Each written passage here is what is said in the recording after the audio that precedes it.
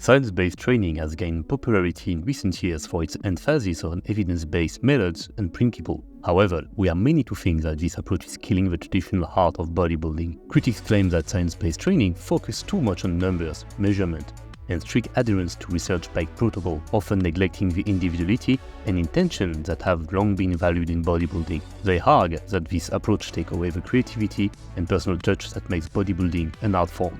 While science-based training has its merit in terms of efficiencies and effectiveness, it is important to strike a balance between scientific principle and the artistic expressions that bodybuilding represents. Hi, I'm HERSOVYAC, and in this video I will share my view and the balance both the industry and the content creator needs to achieve. Most of our knowledge today on bodybuilding is from decades of experimentation that science then confirmed, or rather brought precision upon or dismissed as false information or just anecdotal or exception. Science has played a crucial role in advancing the field of bodybuilding.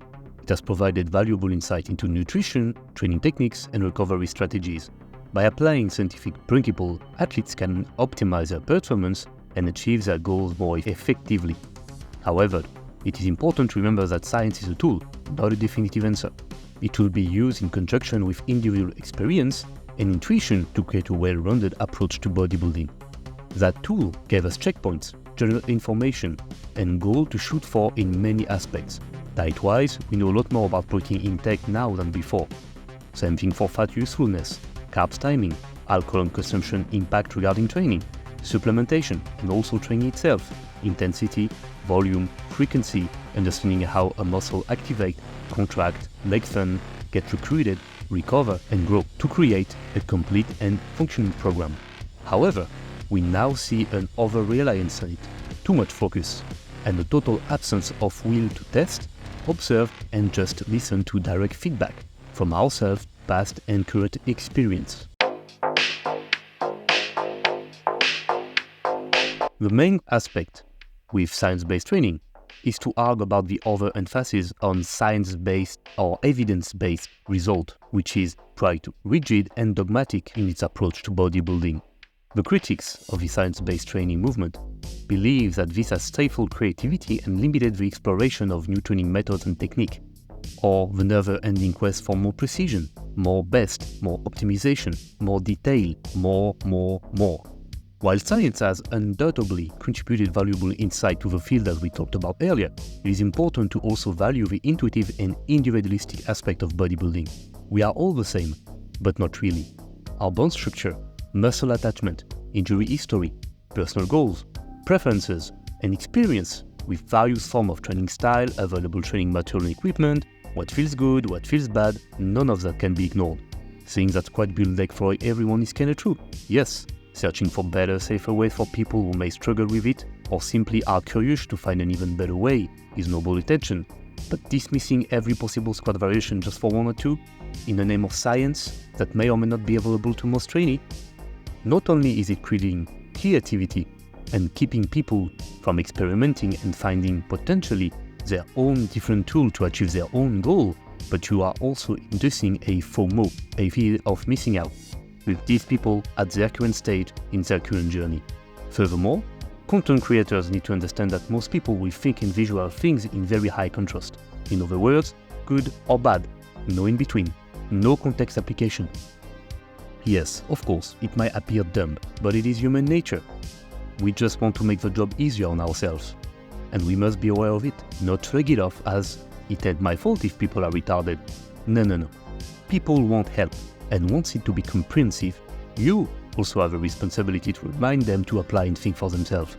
The rest is in their own hand. Giving you an example, BTN pressing is bad because of reason. It just can't and never will be good. Deadlifting is awesome. Why? Cause. Yet we see a lot more injuries and issues regarding regular practice of deadlifting than BTN pressing. Why is that? And what if my goal is to get big wide shoulder and that BTN press feels good, even amazing?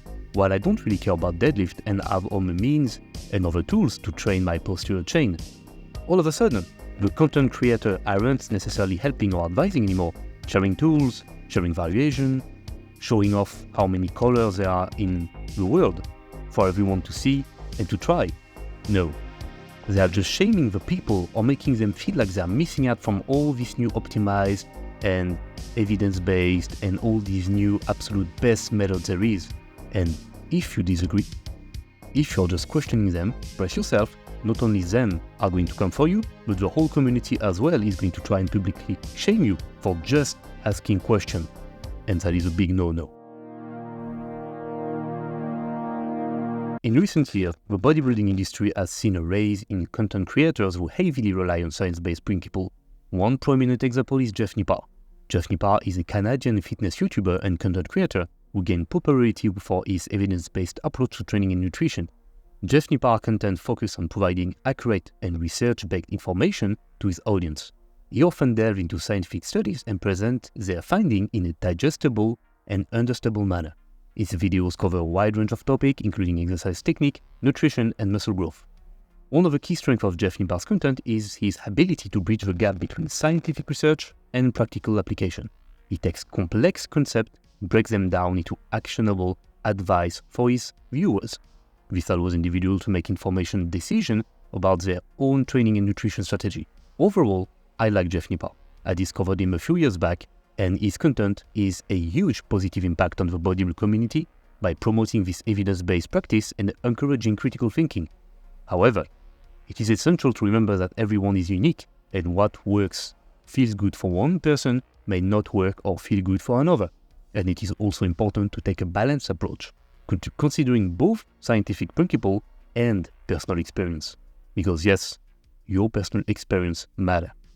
And I didn't see him acknowledge or explain about that.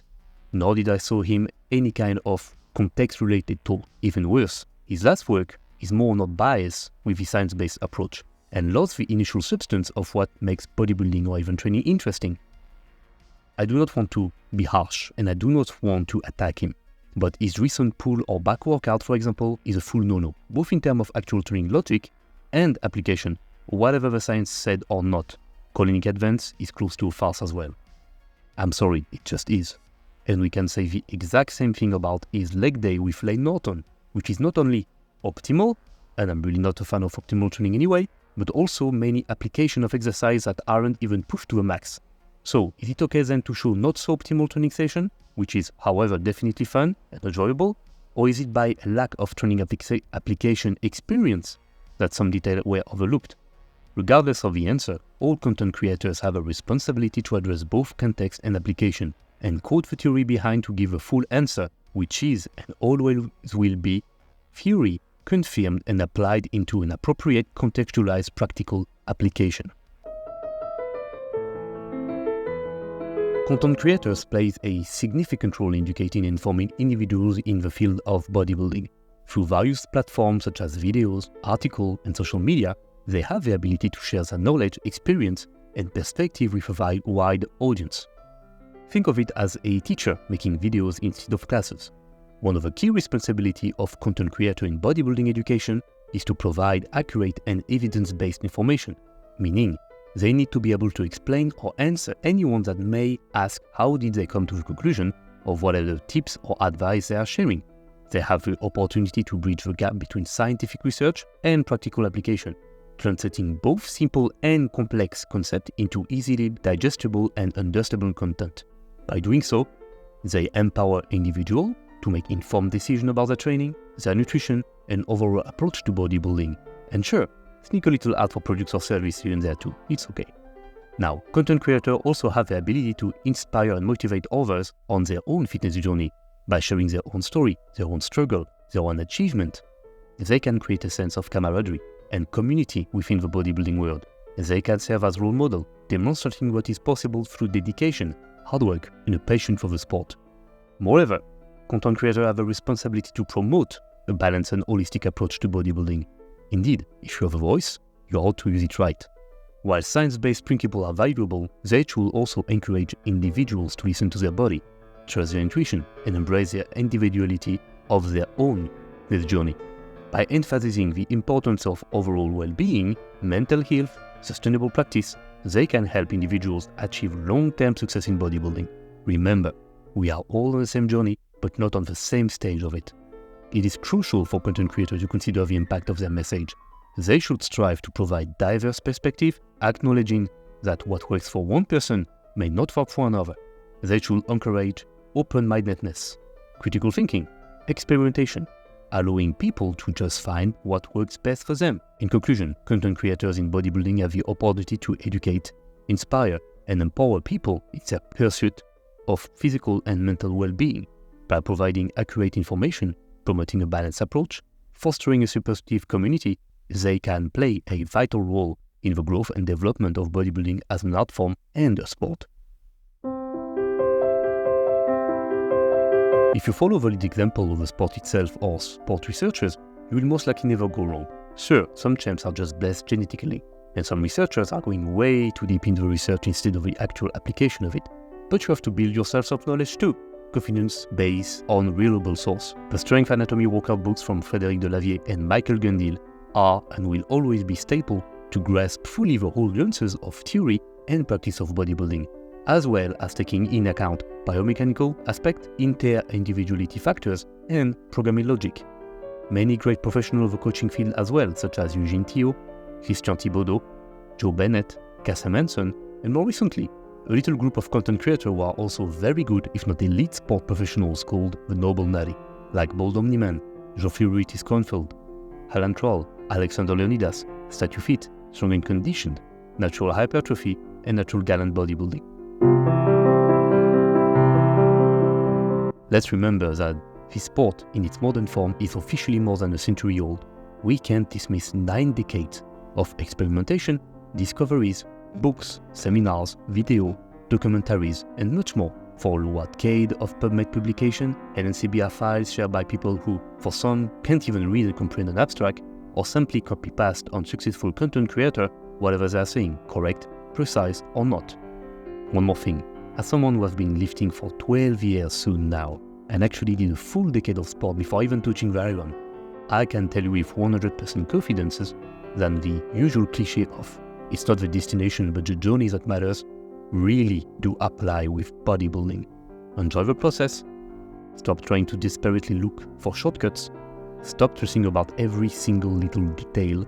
Apply yourself to the basics. Be patient. Hire a professional if you wish to speed up the process and make it a bit more safer to learn better and faster, but understand that you are now in for the long game. The game of life.